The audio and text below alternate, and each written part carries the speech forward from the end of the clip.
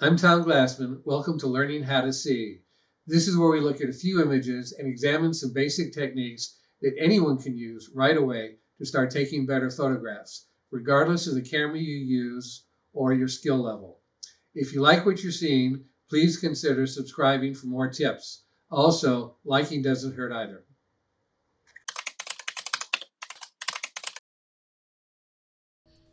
Hi there, welcome back. Today we're going to do something kind of interesting. We're going to be talking about color as subject matter.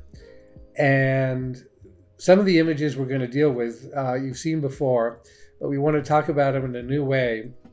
And in terms of composition, what I've been saying earlier is I always, when I'm looking for a photograph, I sort of respond or react to whatever catches my attention.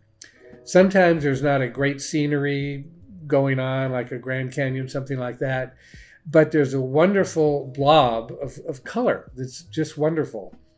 So the idea is that worth a photograph? And if it is, how to make it into one?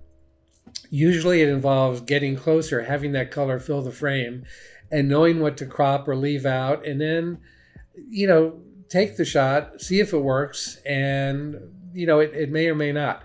But again, in each case here, the subject matter is going to be color.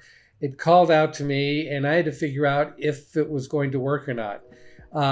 In most cases, in the images we'll see, they do work, except they're not the world's greatest photographs. Nonetheless, it'll illustrate the point. And let me start with this first one.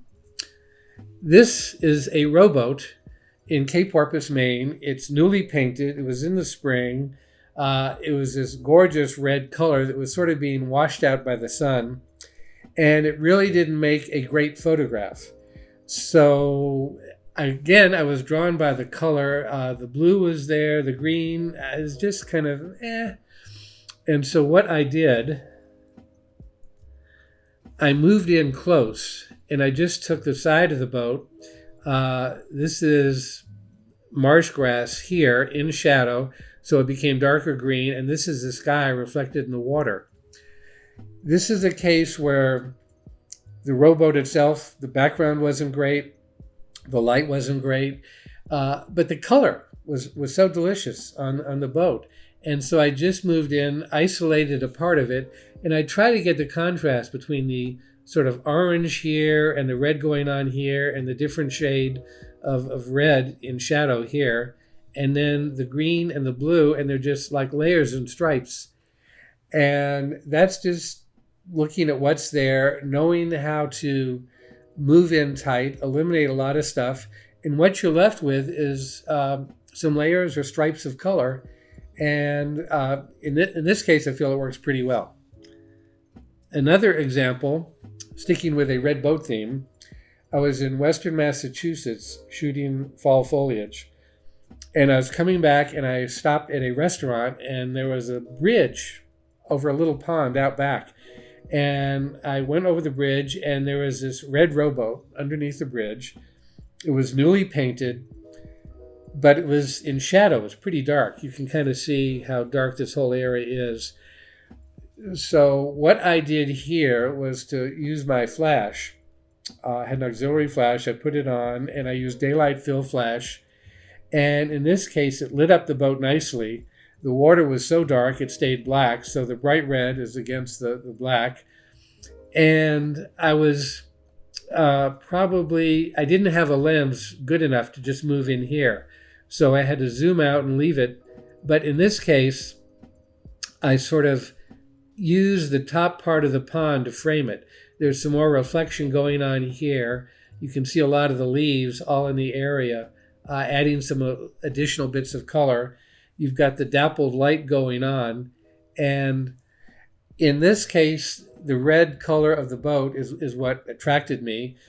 The trick is how to make it work. I was stuck with the lens I had, and so I had to do a vertical and do this framing here and use a flash to light it up to make the color gorgeous enough to be subject matter. And so this is what's going on here. This next image, it was shot in Maine hundreds of years ago, What it is, it's a close-up of a plastic sign, and the sign is the lion on an old Peugeot automobile dealership. And you can actually see these are the teeth in the mouth, and this is the sort of the jowls, and here's the mane on the neck of the lion.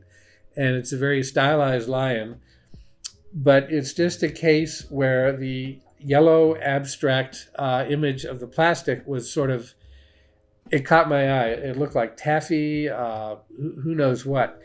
If I had pulled back any further, you'd start to see power lines and the rivets and bolts holding the sign up and this sort of thing. So I just moved in tight enough to isolate in interesting layers and ripples of yellow plastic just to make a nice shot. And it just, it sort of always confounds people as to what it is they're looking at. And that's fun too. Another example is what you're looking at here is the petrified forest. And I went out to Arizona. I was on my way to shoot a lot of the canyons and stuff. And the petrified forest is mostly little bits of logs lying on the ground. And this particular image is only about 12 inches, not big at all.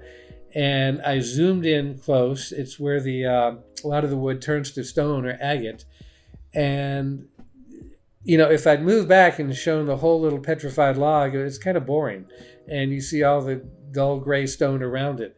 Just by moving in tight, it becomes a nice color abstract. And, again, these are things that they're not the world's most striking photographs. They're not the world's most powerful photographs. But it tests your technique. This is a case where you'd want to use, let's say, f8 because everything's in the same plane. They become great technical exercises for you to learn. It teaches you composition just to move in tight and don't have anything distracting in the corners. Sometimes you give up a lot to get in that tight, move around. It helps to have sun hitting it. Helps to use a polarizer to saturate and get rid of the glare. But this is, again, just using the color to make something work. This is in St. Petersburg. There's this gorgeous beach with palm trees off to my right. It's early morning. I was heading out for a coffee, and this was at a outdoor breakfast place, and these were colorful chairs that were sitting there. And before I sat down, I asked the waitress if I could take a photo, and she said, "Of what?" And I said, "Your chairs." And she goes, "Okay."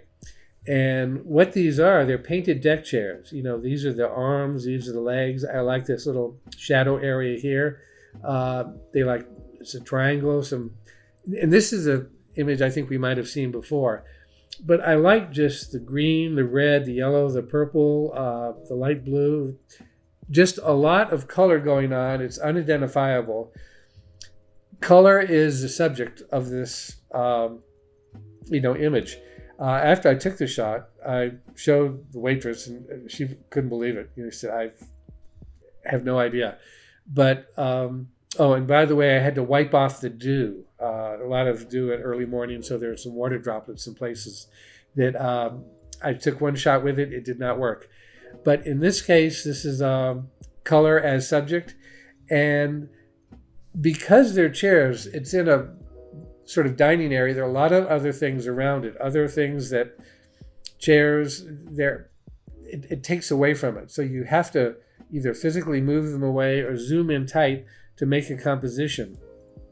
I specifically put a little green down here so they would accentuate the bottom here. I didn't crop this off. I wanted blue coming down here. I didn't mind cropping this off. I wanted this sharp. This could go kind of blurry and out of focus because it just acted as color, but it wasn't that important for information. It was just shapes and colors, and that's all it is. Another example, and this is one we've seen before. This is in Bermuda. This is actually part of a roof coming down here in the edge of the roof, and this is in shadow. This is very black, and this is kind of dark gray, and this is blue sky up here. Nice sort of tropical blue. I guess Bermuda's tropical. But what I was caught by in this case, I liked the white against the blue and the black. It became an indistinct shape.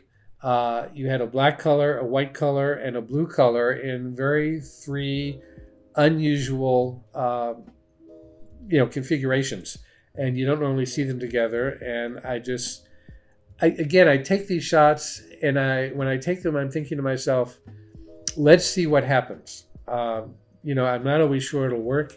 In this case, I used a polarizer to make sure the sky was blue. I also opened up about a stop and a third because there was so much white in the area. And with color film, you expose for the highlights. And I couldn't do anything more with this because off to the left and right are drain pipes and gutters and phone lines coming in. So a lot of times what you're left with will dictate the image you can actually take. Here again is an example of shooting just color. It was in a restaurant area in New Orleans, and it was a white chair against, they had painted the building. The floor area was sort of blue and the wall was red. I like the red, white, and blue. Again, there were tables around it. I didn't really have to move anything back, but I couldn't pull out further. I would have loved to have gotten the top of that arc, but then you had the window ledge there with some stuff in it and some decals talking about how they're protected, against theft. So you just move in tight based on what the image will allow you to shoot. Another example, you'll notice a lot of red here. Red's a wonderful color. It stands out. They use it all the time. It's one of these wonderful primary colors. And this was a case where it was actually up in Maine. It was in an old farmhouse, my sister's actually. And I liked the texture of the stucco here. And there was a red bench. There was sort of a wicker thing. It was sort of doing a slight parabola there. But you had the green against the white and the red. It's a so-so shot. My sister liked it because it was one of her place in her sun porch. But it was a nice study for me. In this case, you focus here. You maybe stop down to F11 because you want this sort of in focus, but this is your real area. And you're just doing, it's actually thirds. You've got a broken layer here, a solid layer here, another one here, and a vertical thing sort of tying it together. Again, this is just using colors and moving in tight. My goodness, some more red. This was in Seattle, and it was a white bench against a painted flower on a red stucco wall. Anything by itself, the painted flower wouldn't have been great. I actually moved the bench over a little. It was too close to here. I moved it over to about here. I didn't want to have it go off. I wanted red anchoring the right-hand side. You'll notice it goes right down to the corner there. But by putting the white in front of the red, it broke it up with all the scroll work. And you have white and red and yellow going on with three very distinct textures. And so again, the takeaway here is look at color. A lot of times color has texture in it. That's worth looking at. You never know, but just try it and see what you get and see if it works. This is actually in Nevada. This is a giant sand dune. It's probably about 500 feet or more, maybe close to 1,000 feet. And you can't tell here. I've got other shots with little black dots all over the sand dune. They're not insects. They were actually four-wheel drive vehicles, four-wheeling on this giant sand dune. And in this case, I waited till they were gone. I used the polarizer to get the blue sky here. I spot metered here and opened up about a stop and a half because there's a large expanse of white there. And most sand dunes are kind of yellow or brown. I like this because it was a little bit, this was in bright light, this was kind of in shadow. So you had two distinct shades of white against the blue. It made a nice, interesting abstract. The angle was interesting. There were a lot of other aspects to the sand dune that were just too flat and boring and dull or had something on it. So again, I was limited to here and wanted to not get all the distracting elements to the right or left. This was at the county fair. And again, I was drawn by the whimsy of the thing, but mostly the color. I usually go to a fair a day or two ahead of time when they're still setting up. And this was actually the day of the fair. They were setting up. It was like 4 hours before it opened.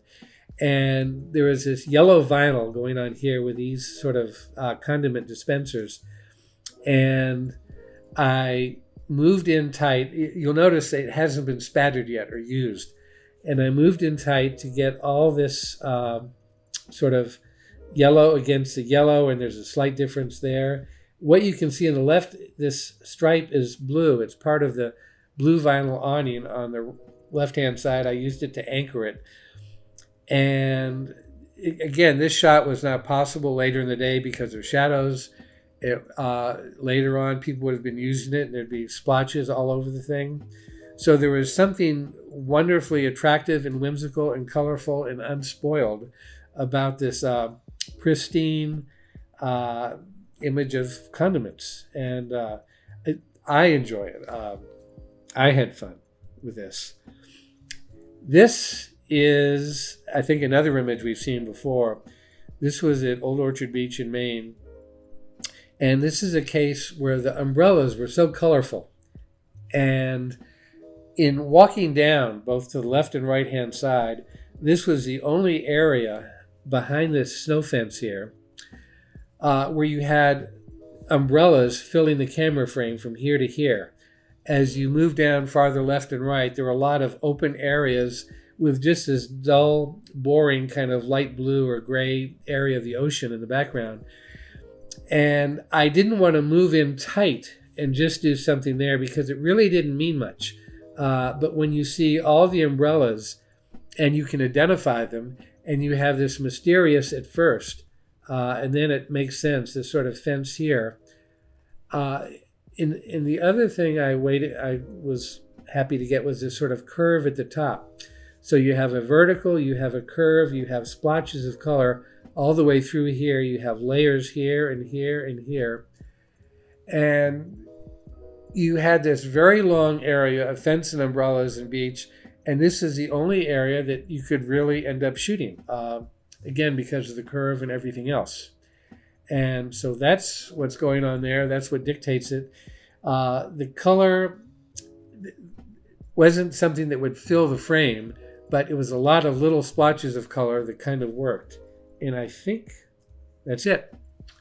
So hopefully that made sense. Something just as plain and prosaic as color can work. The trick is to know how to make it into an image, and it won't always work, but try it, have fun, and even if it doesn't work, you'll learn from it. Here it is again. Have fun, take care, see you later. Bye. Since I've started doing this series, I've also started watching a lot of YouTube videos just to get some ideas, and I suddenly realized how really, really important it is for people to like and subscribe. So if you can, please do it. It would really help. Also, if you have ideas, send us comments. Let us know what we should be talking about addressing. It'll show up in the videos. We can also email you some stuff. With that out of the way, thanks for watching. Thanks for your patience, and we'll see you next episode.